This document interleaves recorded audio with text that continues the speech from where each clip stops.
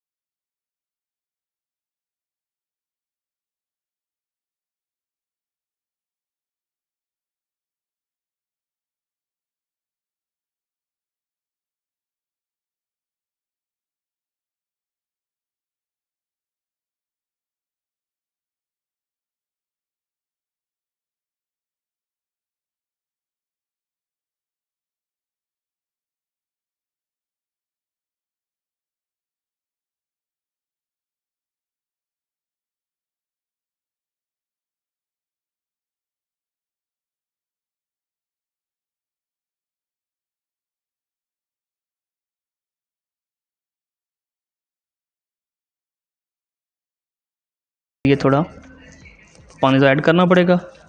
पानी ऐड करने के बाद हमने उसको कर दिया कवर, जो कि हमारे पास है देसी जुगाड़। ट्रे से जुगाड़ किया है इसका। जुगाड़ करने के बाद देख सकते हैं आप कि हमारी हांडी तकरीबन रेडी हो चुकी है, फुल एंड फाइनल। तो अगर हमारी यूट्यूब अच्छी लगे तो लाइक करें, सब्सक्राइब करें। अल्लाह हाफिज़।